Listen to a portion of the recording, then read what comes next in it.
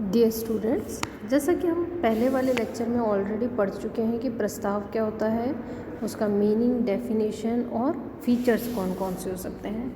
आज का हमारा टॉपिक है टाइप्स ऑफ प्रपोजल से रिलेटेड। मैं doctor Archana Tiwari, assistant professor business administration, SPC government college Ajmer. जब हम टाइप्स ऑफ ऑफ़र्स की बात करते हैं तो हम 3 कैटेगरीज़ में उसे डिवाइड कर सकते हैं।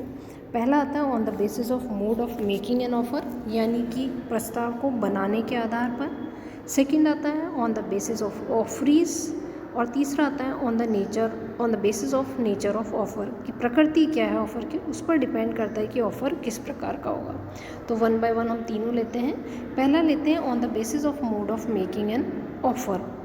इसको हम देखने के लिए 2 तरह से और डिवाइड कर सकते हैं। पहला आता है एक्सप्रेस ऑफ़र और दूसरा आता है इम्प्लाइड ऑफ़र। एक्सप्रेस ऑफ़र यानी कि स्पष्ट प्रस्ताव इसे कह सकते हैं। एक ऐसा ऑफ़र जो कि वर्ड्स में, रिटन में, स्पोकन में अगर किया जा रहा है एक व्यक्ति से दूसरे व्यक्ति के सामने, तो उसे हम एक्सप्रेस ऑफ़र कह सकते हैं। जैसे कि ए बी को कहता है कि क्या तुम मुझे 9 लाख में तुम्हारा घर दोगे, तो ये क्या हुआ, स्पष्ट प्रस्ताव कहलाया। इम्प्लाइड, जो कि अपने आप समझा जा सके। इम्प्लाइड ऑफर सेकंड टाइप है इसका। An offer made otherwise than in words is known as an implied offer. Such an offer is inferred from the conduct of parties और सर्कमस्टेंसेस, यानी कि जो पार्टीज़ हैं उनके व्यवहार से या जो परिस्थिति है उससे जब पता लग जाए कि ऑफ़र किया गया, प्रस्ताव रखा गया है, तो उसे हम इम्प्लाइड ऑफ़र का नाम दे सकते हैं। जैसे कि ए बी को रोकता है, बी टैक्सी है उसको रोकता है अपना हाथ दे करके, और ड्राइवर जो है टैक्सी को रोक देता है, तो ये क्या हुआ यहाँ पर, ए ने बी को हाथ दे करके, इम्प्लाइड ऑफ़र, अपने आप समझ में आने वाला ऑफ़र हो गया है यहाँ पर ये। और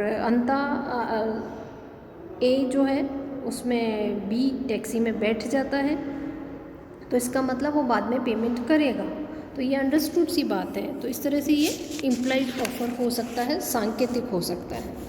दूसरा आता है on the basis of offerees. There are 2 types of offers on the basis of offering, that is specific offer and general offer. इसका हम पहले भी लेक्चर में इसको थोड़ा सा देख चुके हैं। तो ऑफरिंग के बेस पे पहला होता है स्पेसिफिक ऑफर, यानी कि जो एक स्पेशल पर्सन के लिए किया जाता है और जो कि पर्टिकुलर पर्सन के लिए किया जा रहा है, उसे हम विशिष्ट ऑफ़र कह सकते हैं।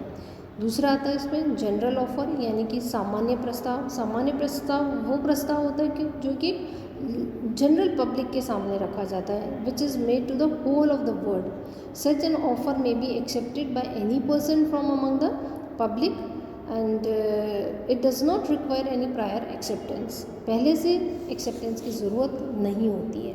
तो इसमें जो इम्पोर्टेंट केस आता है वो Carlill versus carbolic smoke ball company का है, जो कि मैं पहले लेक्चर में आपको ऑलरेडी बता चुकी हूँ।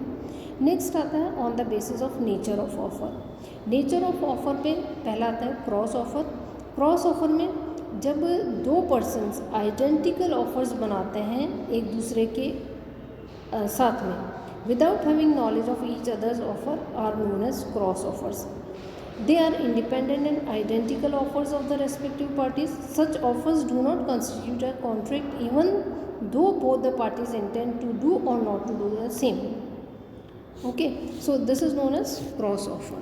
इसी में आता है दूसरा काउंटर ऑफर।